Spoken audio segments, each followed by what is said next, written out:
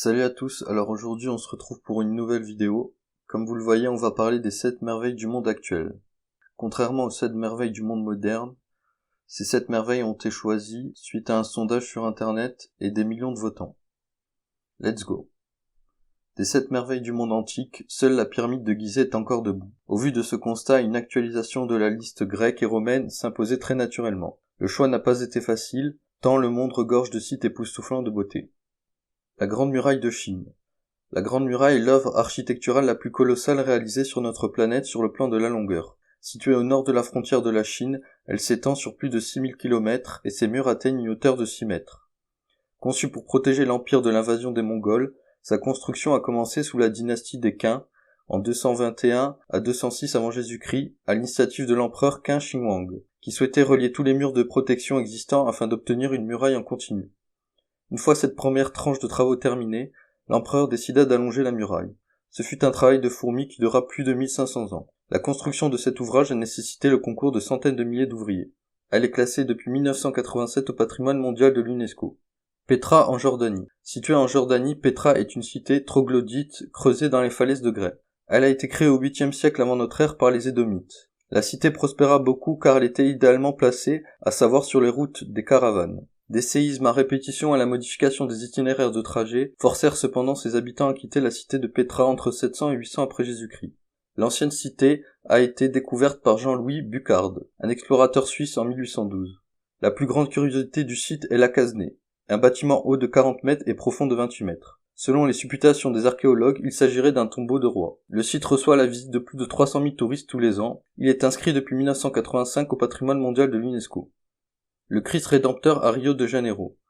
Trônant à 710 mètres d'altitude sur le mont Corcovado, qui domine la ville de Rio et la baie de Guanabara, le Christ Rédempteur représente l'une des structures architecturales les plus majestueuses au monde. Elle est l'œuvre du sculpteur français Paul Landowski et de l'ingénieur brésilien Heitor da Silva Costa. Haute de 38 mètres, cette statue originellement conçue en métal a été réalisée dans une structure en béton armé. La pierre utilisée pour le béton est la stéatite, une roche très solide capable de résister à l'usure du temps et aux aléas climatiques. La première pierre de la statue a été posée en 1922, mais les travaux ne commencèrent véritablement qu'en 1926 pour être livrés en 1931. La statue en forme de croix donne véritablement l'impression de vouloir protéger la ville. 800 000 visiteurs viennent chaque année découvrir ce monument, devenu l'emblème de Rio et inscrit au patrimoine mondial de l'UNESCO le 2 juillet 2012. Machu Picchu. Créé au XVe siècle, Machu Picchu, qui signifie vieille montagne dans la langue quechua, est une ancienne cité juchée à 2400 mètres d'altitude sur un pic rocheux, reliant les monts Machu Picchu et Huyana Picchu sur les versants est des Andes centrales. Ce chef-d'œuvre de l'architecture inca dont nul n'a entendu parler depuis des siècles a été découvert par l'archéologue américain Hiram Bingham en 1911. D'après les fouilles archéologues, la cité sacrée Machu Picchu aurait été édifiée au XVe siècle sous le règne de l'empereur Pachacutec et lui aurait servi de résidence. Selon une autre hypothèse, tout aussi plausible, il aurait été un sanctuaire religieux. D'ailleurs, tout porte à le croire puisque son autre appellation est sanctuaire historique de Machu Picchu.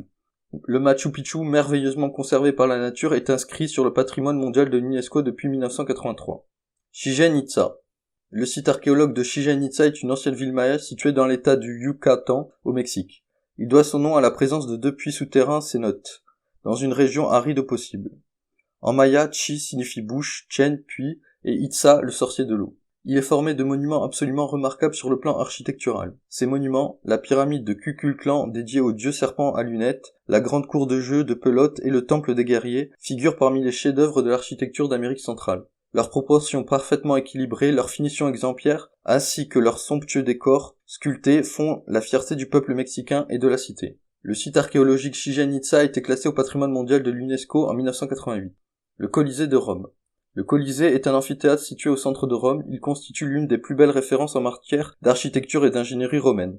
Le Colisée doit son nom à ses dimensions phénoménales et sa proximité avec le colosse de Néron, une statue en bronze haute de 40 mètres de l'empereur romain. Commencée entre 70 et 72, sa construction a été achevée en 80 sous le règne du triumvirat Vespasien, Flavien et Titus. L'amphithéâtre, qui pouvait accueillir plus de 60 000 personnes, a été conçu pour distraire le peuple romain, avec notamment des combats de gladiateurs, des courses de quadriges et des reconstitutions de batailles célèbres. Il a tenu ce rôle pendant près de 500 ans. Même à l'état de ruine, ce monument attire aujourd'hui encore des milliers de touristes. Il a été inscrit au patrimoine mondial de l'UNESCO en 1980.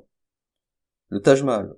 Étymologiquement, Taj Mahal signifie palais de la couronne en persan. Toutefois, sa fonction première n'est pas d'être un palais mais un mausolée. Il fut construit par l'architecte Ustad Ahmad Lahori à la demande expresse de l'empereur Shah Jahan pour honorer la mémoire de sa femme Mumtaz Mahal, la lumière du palais en persan, qui mourut en accouchant de leur 14e enfant.